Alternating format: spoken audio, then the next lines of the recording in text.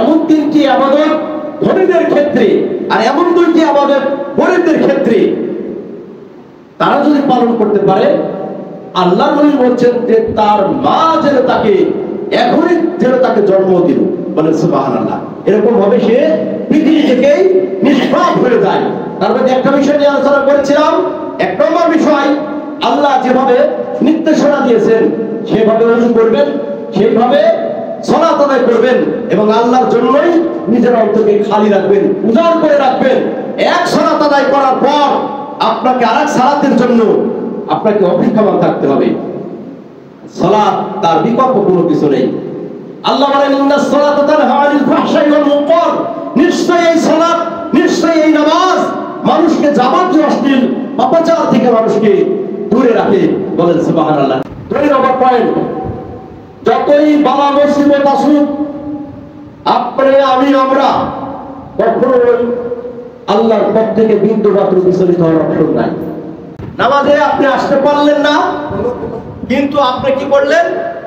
ইরাদা করলেন, কিন্তু আপনি এত অসুস্থ আক্রান্ত যে আপনার বিছানাতে সালাত আদায় করলেন, বিছানাতে পড়লেন, আপনি নফলও পড়তে পারলেন না, সুন্নতও পড়তে পারলেন না, আপনি এত অসুস্থ আক্রান্ত, আপনি শুধু ফরজটা পড়লেন, আল্লাহ সন্তুষ্ট হলেন, আল্লাহ হক আদায় করুন। আপনি আল্লাহ নবী বলেন আমাদের যত উন্নয়নমূলক কাজ ওই ব্যক্তি সুস্থ অবস্থায় করতো, আল্লাহর বান্দা সুস্থ অবস্থায় যে কাজগুলো করতো, উনি যে অসুস্থ অবস্থায় বিছানার উপর শায়িত আছে, আল্লাহ উনাকে সুস্থ অবস্থায় যে কাজগুলো করতো অসুস্থ অবস্থায় ওই নেকি দ্বারা তার আমলগুলোকে আল্লাহ পরিপূর্ণ করে দেবেন, বলেন সুবহানাল্লাহ।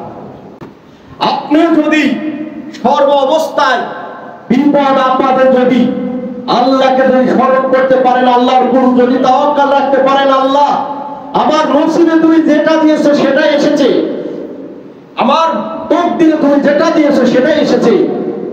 ঈমানের যে 6টা শর্ত, তার মধ্যে একটি শর্ত হলো তকদিরের ভালো মন্দের উপর বিশ্বাস স্থাপন করা, তকদিরের ভালো মন্দের উপর বিশ্বাস স্থাপন করা, যে আল্লাহ আমার তকদিরে তুমি যা দিয়েছো সেটা আসবে, আমাকে ধৈর্য ধারণ করতে হবে। এমন অবস্থায় যদি আপনি ধৈর্য ধারণ করতে পারেন, আল্লাহর নবী বলেন আল্লাহ ওনার জীবন থেকে যত খারাপ আমল আছে, খারাপ আমলগুলোকে আল্লাহ কেটে দিয়ে দিবেন, বলেন সুবহানাল্লাহ, আল্লাহ মুছে দিয়ে দিবেন, সুবহানাল্লাহ। এবং বিছানা থেকে যদি আল্লাহ ওনাকে সুস্থ করেন, বিছানা থেকে যদি ওনাকে আল্লাহ সুস্থ করেন, তাহলে তার যাবতীয় পাপ ত্রুটি থেকে আল্লাহ তাকে মুক্ত করে নিষ্পাপ শিশুর ন্যায় তাকে আল্লাহ সুস্থ করে দিবেন, বলেন সুবহানাল্লাহ। আল্লাহ বলেন আর যদি আল্লাহ পাক তাকে নিয়ে নেন, আল্লাহ পাক যদি তার ইন্তেকাল ঘটান, দুনিয়া থেকে যদি আল্লাহ তাকে বিদায় করে নেন, তাহলে কি হবে? তার দুনিয়ার পাপ ত্রুটি আল্লাহ মোচন করে দিবেন এবং পরকালে তার জন্য জান্নাত আল্লাহ প্রস্তুত রাখবেন, বলেন সুবহানাল্লাহ। যে ব্যক্তি ধৈর্য ধারণ করবে, তার তকদিরে যেটা এসেছে তার উপর ধৈর্য ধারণ করবে, সে ব্যক্তি তার মা যেন তাকে জন্ম দিল এমন ভাবে নিষ্পাপ হয়ে যাবে, বলেন সুবহানাল্লাহ। পৃথিবী থেকে এই আমলগুলো করার চেষ্টা করবে। 1 নম্বর, আপনি আল্লাহর সন্তুষ্টির জন্য ওযু করবেন, সালাত আদায় করবেন, আল্লাহর জন্য নিজের অন্তরকে খালি রাখবেন।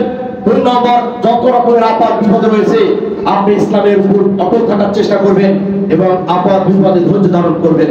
3 নম্বর, আল্লাহ যদি আপনার অ্যাবিলিটি দেয়, সামর্থ্য দেয়, তাহলে আপনি হজগুলো করবেন। যদি অ্যাবিলিটি সামর্থ্য না থাকে, আপনার চিন্তা চেতনা থাকবে আল্লাহ আমার হজ তুমি ফরজ করো নাই, আমাকে যদি তুমি অর্থ সম্পদ দেও, ইনশাআল্লাহ অবশ্যই আমি তোমার ঘর জিয়ারত করে আসবো, তোমার রাস্তায় আমি হজ করবো। এরকম ইরাদা, এরকম ইচ্ছা সবার অন্তরে রাখতে হবে। যারা গরিব আছেন, যারা ধনী আছেন, তাদের প্রতি ওয়াজিব হজ করতেই হবে।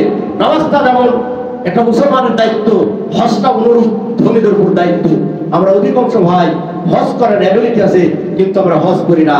মনে রাখবেন, হজ তরফকারী সকল ইমাম একমত, অ্যাবিলিটি থাকার পরও যদি কোনো মানুষ হজ তরফ করে, সে ব্যক্তির মুমিন থাকে না, সে ব্যক্তি কি থাকে না? মুমিন থাকে। হযরত ওমর ইবনে খাত্তাব রাদিয়াল্লাহু তাআলার জামানায় ওমর ইবনে খাত্তাব রাদিয়াল্লাহু তাআলা বললেন, আমার ইচ্ছা হয় আমার এই জায়গাতে কাউকে দায়িত্ব দিই, দায়িত্ব দিয়ে আমি দেখি কার হজ করার অ্যাবিলিটি আছে, অথচ হজ করে নাই, তাদের উপর জরিমানা ধার্য ইয়া জরিমানা ধার্য করে। কারণ যে ব্যক্তি সামর্থ্য থাকা সত্ত্বেও হজ করে না, সে ব্যক্তি মুমিন নয়। সে ব্যক্তি কি নয়? মুমিন। এই তিনটা কাজ যদি আপনারা করতে পারেন, তাহলে তিনটা কাজের ফজিলত হলো, নিজের মা জন্ম দিলে বাচ্চা যেমন নিষ্পাপ থাকে, পৃথিবী থেকে মানুষ পাপ থেকে এরকম নিষ্পাপ থাকবে। আল্লাহ যেন এই তিনটা কাজ আমাদেরকে সসভাবে যেন পালন করা তৌফিক দান করেন। সকলে বলি আল্লাহুম্মা আমিন।